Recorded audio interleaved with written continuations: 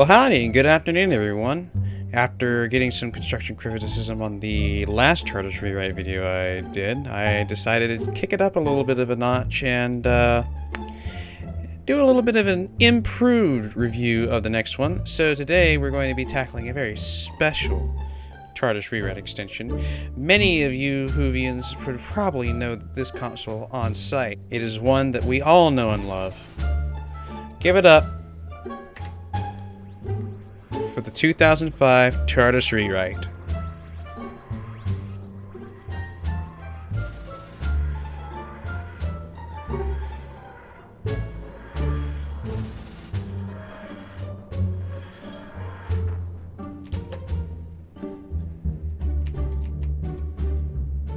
Ta-da! So yes, today we're going to be reviewing the, I guess you could call it the first interior of the quote-unquote New Who series. I don't know. All Doctor Who is the same Doctor Who to me, so, I mean, but they're just for those handful of people way out in, I don't know, the distant, forgotten lands who like to call it New Who. Yes, we have David Tennant and Christopher Eccleston's popular 2005 console. And I have to say, this thing is mighty fine. So, walking inside, you can already see that it is built up pretty much to the same specifications as the actual console. And the lovely thing about it is you can actually go down these lower areas, although I don't know why you want to, and just run around as much as you want. It's a big, round, open console room. The ceiling dome is literally the limit here.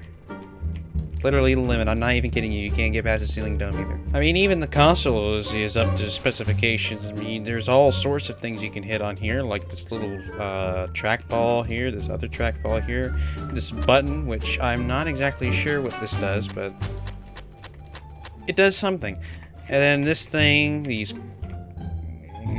little things down here, which are kind of hard to see. That thing, I don't even know what that's for, but it's got Gallifreyan on it, so it looks important. This wheelie bin thing, this whole switch right here is actually 3 switches. It's this thing here, this one, and just the wheelie bin thing. And of course, a staple of any TARDIS console, you have toggle switches.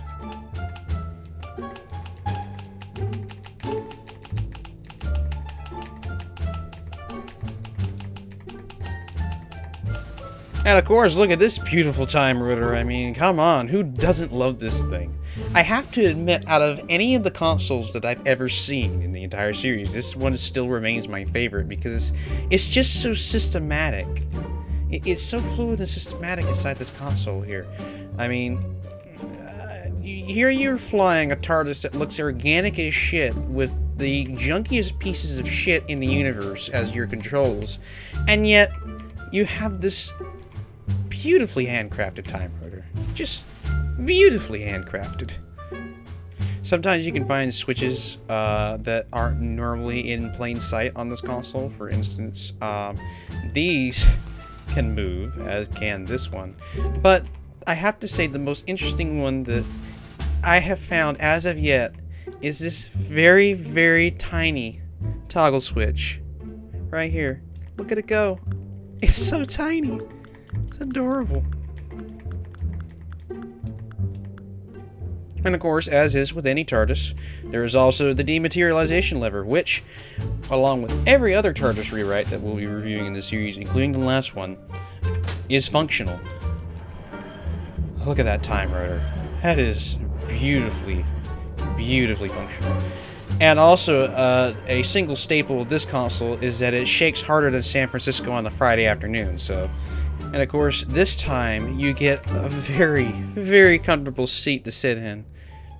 So, while your TARDIS is busy chugging away through the bowels of the time vortex, you can just easily take a relaxed moment on your... I guess this is this foam couch? I don't know what material this is made out of, but it's fucking comfy. You can actually even walk up these balconies, too. I mean, you kind of have to crouch around a ways, because the ceiling's a little low, but still. You can sit up here, even. Oh, Well, I would be able to sit up here if I had the sit anywhere script installed, but silly me, I don't have it. I forgot to put it back in. Of course, now if you're wanting to actually go somewhere, now you actually at least have a keypad that you can jot shit into. I mean, it's kind of shy of a keyboard, but it's the best thing we've got so far, so live with it. Live with it, Tenet fans, live with it. I love the fact that this monitor makes noise when you hit it. Watch.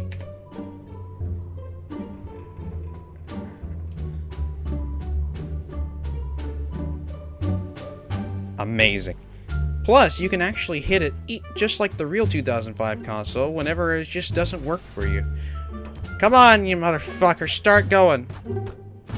All around me are familiar faces, worn out places. You know, intriguingly enough, I don't know what all of these switches do, but I think this one looks promising.